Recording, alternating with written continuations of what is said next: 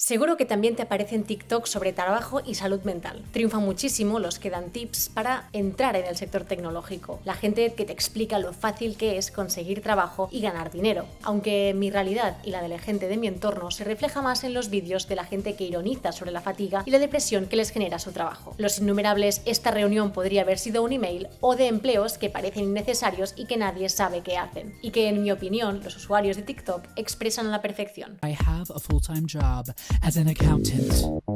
También los hay sobre la precariedad de los sueldos y de la ansiedad y la vergüenza por no conseguir trabajo fijo. ¿Cómo se consigue esto? ¿Por qué engullimos vídeos de gente que nos dice cómo mejorar nuestros currículums, cómo dejar el trabajo les cambió la vida o tips para aprender a defenderte en entrevistas de trabajo? Y cuando conseguimos un nuevo empleo, vuelta a empezar con el cansancio, la fatiga y el burnout.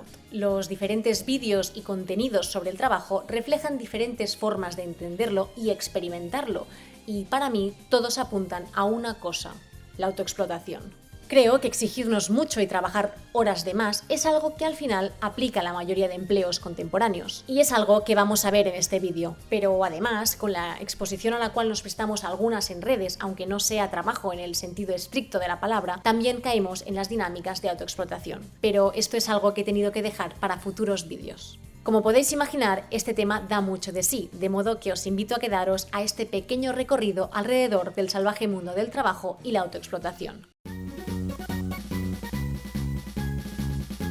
Vamos a dar un poco de contexto a la evolución del trabajo así en general. Y es que con la revolución digital hemos asistido a una transformación del modelo de trabajo. Hemos pasado del trabajo moderno, del modelo fordista de producción en cadena de las fábricas, donde los obreros se sentían alienados, a la individualización del empleo con el trabajo contemporáneo, el posfordismo del que habla Café Kioto en este vídeo por aquí. Simone Weil, sobre su experiencia trabajando en una fábrica, destacó la extenuación física, la incapacidad de pensar y la alienación de sí. Y es que a priori los cambios perceptibles del trabajo fordista al contemporáneo en las sociedades occidentales parecen solo mejoras, ¿no? Trabajar 8 horas, tener vacaciones pagadas, baja por enfermedad, posibilidad de pedir una excedencia de un tiempo para luego volver al mismo sitio de trabajo, ¿no? Hubo mejoras porque se peleó por ellas, pero la individualización del modelo de producción neoliberal nos lleva por otros derroteros. A lo mejor las buenas condiciones son así para algunos, o bien lo fueron para otros durante un tiempo, pero la tasa de personas en el paro es enorme, y ya no solo en el paro, ¿cuánta gente sin trabajo que no ha podido solicitarlo?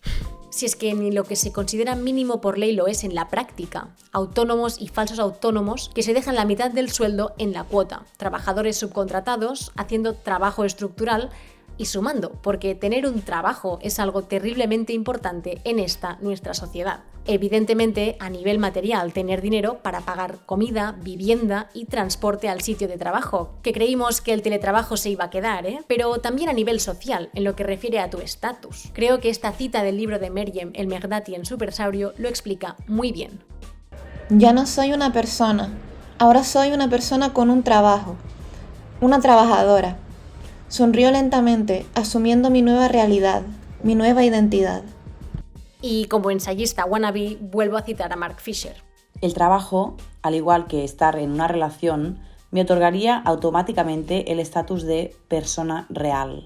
Esto me lo comentaba también una amiga. En las citas de Tinder, lo primero que se suele preguntar es ¿qué eres? La pregunta ontológica por el ser de tu persona solo hace referencia a cuál es tu empleo. Medimos nuestro valor como personas en función del trabajo que conseguimos. Nuestra posición laboral determina nuestro éxito como sujetos. Y esto es un problema, porque en el sistema actual encontrar empleo de lo tuyo es muy difícil. Que la realización como sujetos dependa de conseguir el trabajo para el que te has preparado no tiene sentido. Somos más que trabajadores. Es más, el trabajo debería ser solo eso, trabajo, no la insignia que demuestra tu valía personal. Más que nada porque la meritocracia está muy bien, pero no funciona en la práctica. La necesidad material y la presión social hacen que nos sintamos avergonzados de no tener empleo. Y cuando lo tenemos, la competitividad salvaje nos lleva a trabajar más y más. Nos autoexplotamos por algo que no tendremos nunca, volviendo a Supersaurio.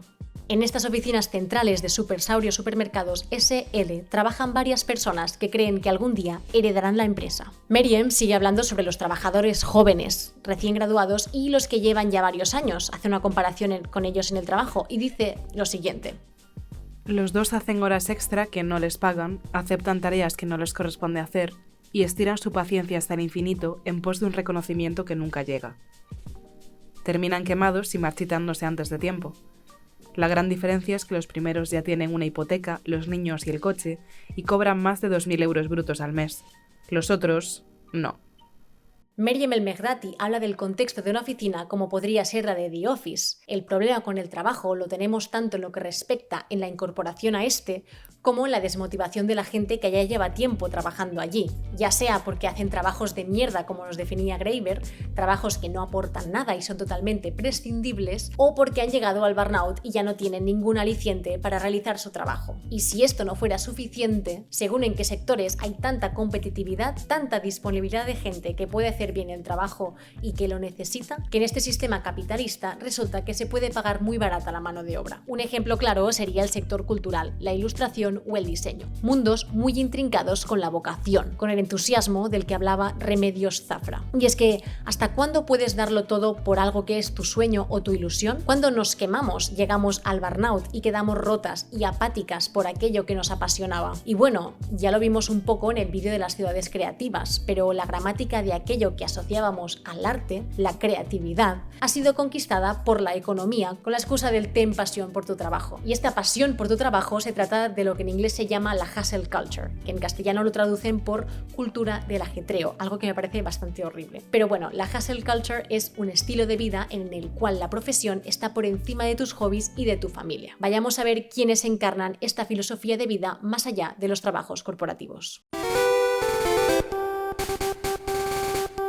Toda esta situación de precariedad, ansiedad y burnout se vio agravada con la pandemia y fueron muchas las personas que decidieron renunciar a su trabajo. Fue el caso de lo que se habló mucho en Estados Unidos como la gran renuncia. A pesar de lo revolucionario que suena, creo que al final la mayoría de gente dejó sus trabajos corporativos para ir a otros donde les pagaban más. Y también hubo una parte de esta gente que lo dejó para lanzarse a cumplir su sueño y dedicarse a ello, dedicarse a lo que les apasionaba, hacerse emprendedores. Y claro, la migración digital que hemos hecho en todos los aspectos de nuestra vida, sobre todo a raíz del confinamiento, ha llevado a la eclosión de los creadores de contenido en Internet. Lo veíamos en la entrada del vídeo con los TikToks de gente compartiendo su experiencia después de dejar su trabajo y dedicarse a aquello que realmente querían hacer, ¿no? A sus pasiones, a sus trabajos de labores, a la ilustración, etc. Y es que de ahí que se comentara que la gran renuncia se extendió por contagio. Y yo no sé si es contagioso o no dejar tu trabajo, pero sí que mi TikTok se llenó de ilustradoras que habían dejado sus empleos corporativos para hacerse freelance y dedicarse a dibujar y a vender sus obras, en formato de pegatinas, de bolsas, de camisetas, etc. Y es que la frase de trabaja de lo que amas y no trabajarás en la vida se extiende como la pólvora, y el boom durante la pandemia de TikTok aceleró el cambio. Pero, volviendo al tema del vídeo, dejamos de autoexplotarnos en las empresas de otros para autoexplotarnos en nuestros proyectos personales. Pero para mí no se trata tanto de una cuestión de ego como una autoimpuesta realización personal y proyección de marca. Presentarme como alguien con quien pueden contar para un trabajo o colaboración en el futuro. Ante el principio de desaparición de los trabajos estables, abrimos nuevos trabajos que creo que nos hacen más precarias y explotadas. Y aunque pensemos que trabajamos para nosotras mismas, al final usamos las plataformas más reconocidas y que están en manos privadas, capitalismo de plataformas TM, por lo que al final reportamos más beneficios a estas empresas que a nosotras mismas. Pero vayamos a ver un ejemplo de creador de contenido. Jaime Altozano me sirve para mostrar el modelo de trabajador que quiere dedicarse a hacer vídeos en YouTube, dejar la corporate job o en su caso los pequeños proyectos musicales e iniciar otro proyecto a través de explotar su imagen personal. Se creó un perfil público, una imagen y unos valores con los que los posibles empleadores lo podrán identificar y que al mismo tiempo me recuerda a la evolución de las islas y pueblos del Animal Crossing.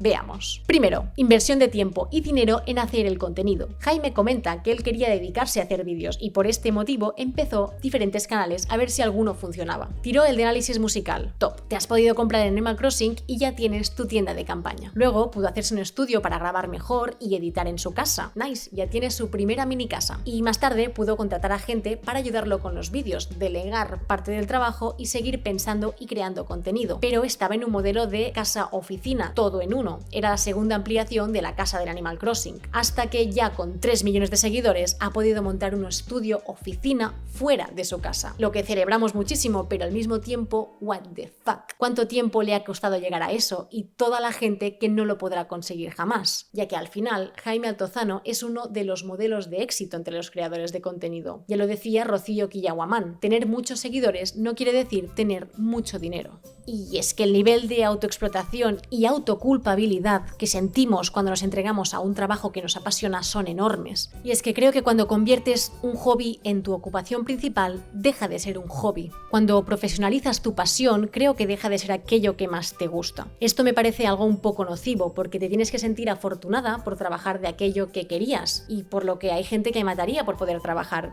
pero al mismo tiempo, al profesionalizarlo, ha dejado de ser tu espacio de ocio para pasar a ser negocio. Y no quiero decir que ir a trabajar tiene que ser un acto deprimente, ni que no te pueda gustar tu trabajo o no, simplemente que vivimos en un modelo de producción en el cual si no consigues trabajo o si lo tienes pero no lo disfrutas, sientes que el problema eres tú, en vez de una determinada organización económica que está basada en la competitividad y la autoexplotación. El neoliberalismo nos hace olvidar que somos interdependientes, que lo que hacemos afecta al resto de personas con las que vivimos, ya sean cercanas o estén a la otra punta del mundo, como bien evidencia la crisis climática o el coronavirus.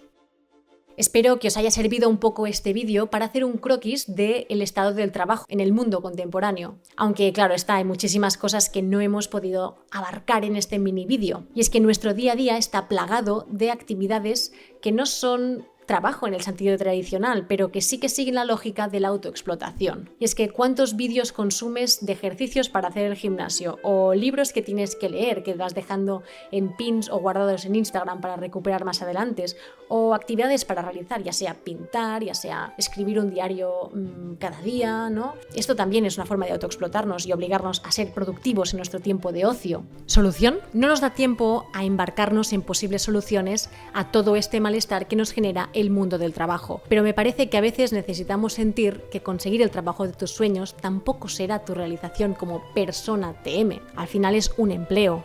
Y si ahora mismo no tienes el trabajo de lo tuyo, de lo que tú has estudiado, tampoco pasa nada, no es culpa tuya. No es que no te hayas esforzado lo suficiente, sino que la meritocracia no funciona. Y bueno, si os ha gustado este tipo de contenido, comentadlo, porque tengo algunas ideas para futuros vídeos con esta temática de fondo que a lo mejor os pueden interesar. Muchas gracias.